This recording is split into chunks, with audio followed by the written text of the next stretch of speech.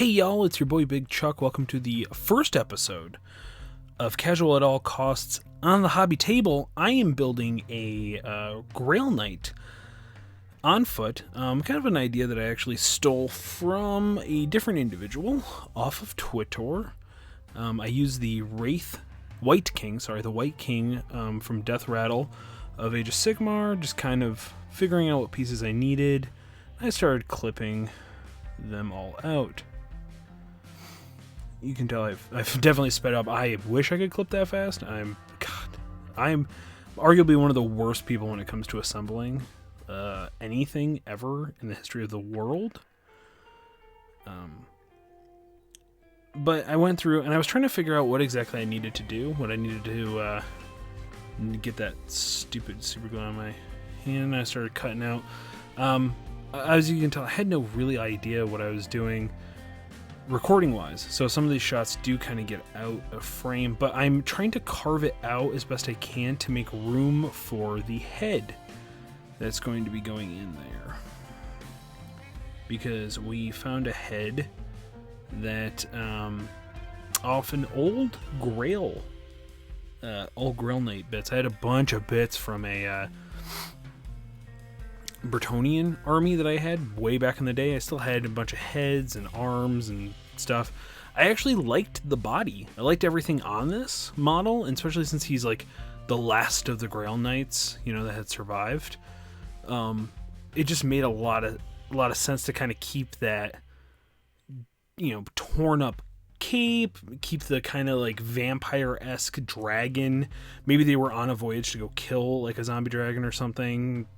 Maybe or a quest. They did quests, everybody. But a huge shout out to eWargaming F on Twitter. He posted the original design of it.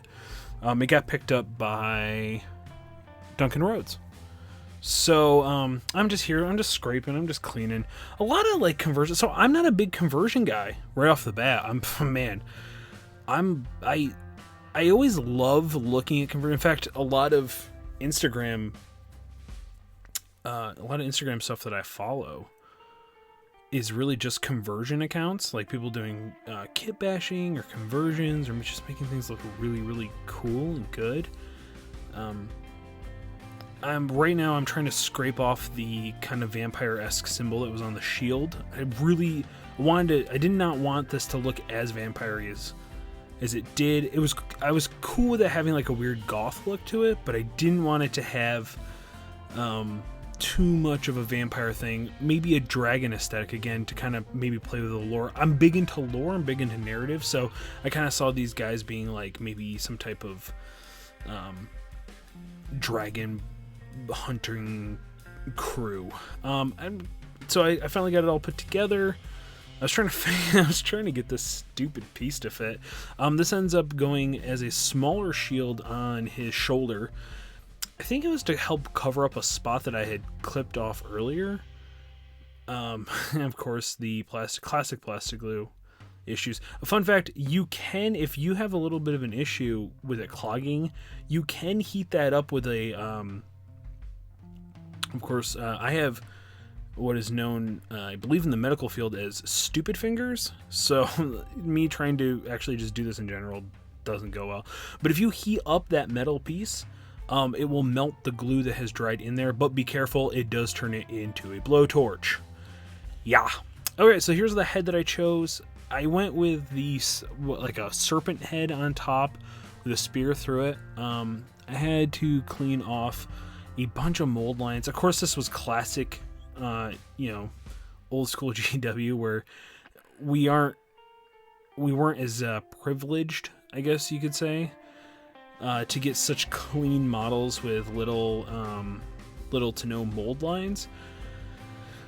I think that's something that they do a really good job over nowadays, is hiding those mold lines and stuff. But I really had to get in there. I had to scrape. I did end up, I think, even gouging it a little bit, as you saw there, on the back end.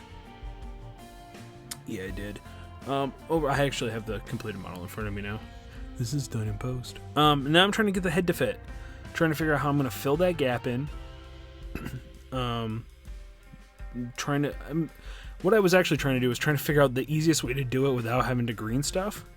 And I was not lucky, but I was trying to figure out orientation. And so I figured out I was going to have to do some green stuff. So I mixed it together. I got my little tool. I used to actually sculpt like miniatures, not miniatures, but figurines and toys. I was big into toy casting and making like bootleg toys and figures and stuff like that.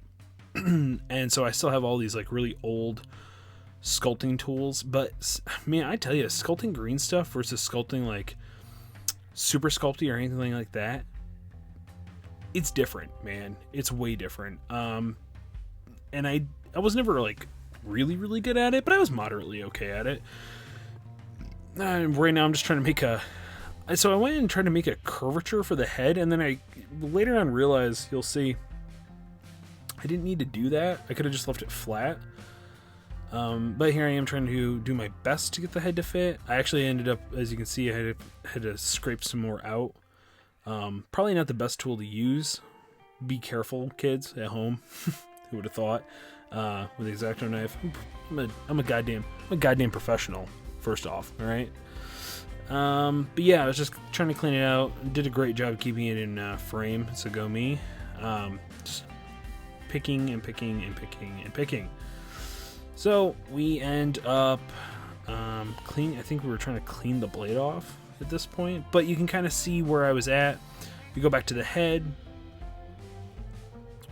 Yeah, I'm trying to figure out orientation because I'm trying to make an indentation of pressing, because we're not going to leave the head on there. We're gonna let that dry. We're gonna let that green stuff dry, and then I'm gonna go back later and re-super glue the head in. Because the plastic and the green stuff aren't actually gonna like necessarily cure together, and I didn't want the head to pop off during painting and I lose it, or especially if I went outside to prime or something like that. And then we move on to the base. I just used the regular base. The hardest part, honestly, because he has a sculpted base that I think his foot was attached to, so I had to clean off the square elevation to it as best I could, which was a huge pain in the ass. I had never actually done that before. Never had, because usually if they come with square bases, the foot's not usually on there, but I definitely wasn't going to try to scrape the foot off and reattach it or anything like that. So I did the best I could with clipping and cutting and making it work. I know Games Workshop had a tutorial back in White Dwarf that was pretty popular and went around. And that ended up doing they did a pretty decent job of showing. And now I'm doing a basing technique. This is the good old baking soda and super glue technique. What it adds is a texture kind of like actual ground or dirt instead of like sand, right? I should say it looks like sand to the size that the model is, right? It looks more in scale. I actually learned this from Uncle Adam over at Tabletop Minions. I just realized I think I just super glued my fingers together at that point and I had to pop them apart. Don't wipe super glue off with your fingers, kids, unless you want to run potential. As you can tell, the bottle is a grizzled vet in this day and age. But I'm trying to fill in all the spots because I am going to dip, which I'm going to do the old dip and knock, which is not probably the best idea I ever had. I should have spooned it on or like shoved it on, and I didn't. That's all right. We did our best. I'm trying to tap off all the excess. Now the thing is, like, I'm going to tap off the excess, and then I'm going to go through, once it's pretty much cured, and brush off all the extra anyway. The biggest thing about when you do the baking soda with the super glue, it creates a super hard. Yeah, that's my brush. That's my brush and brush to get all the baking soda off, because I accidentally dipped it one time and the super glue hadn't dried yet. And yeah, make sure your super glue dries, kids, because otherwise, you'll pull it right up. You're gonna pull all that baking soda and all that work you just did, and it's gonna get in your bristles and ruin all your brushes. So use a shitty old brush. You could use a toothbrush even. Probably would work just as well. And I'm just now going to try to clean it. I would even say once it's cured and dried, and you want to get that last little bit off, I highly recommend doing the like giving it a little wash, rinsing it off just a little bit in water before you prime, because if that powder's still on there, it could potentially keep the primer from sticking, which is unfortunate. Yeah, now I noticed that I had gotten a glob. Remember that glob I was trying to get off of my finger? Well, apparently I missed it. So you can just go through either before it's cured or after it's cured, or during the curing process. Scrape off any that you don't like. It does come off. It's a little pain in the ass, but you can get it. And yeah, I'm just going to keep brushing it off. You can see how much excess I have. So don't do what I did, where I, just dipped it in and went for it. Really actually kind of spoon it on if you can, or pinch and drop, depending on how much texture you want. He ends up having a ton on his base, which is fine for painting purposes, and plus I love flock. I love flocking and adding things to my base, so I'm not too worried about it. But here I am, I still having to freaking scrape and clean all this up. But there you go, guys. That's it. That's my dude. We went and glued his head on after. Yeah, nice.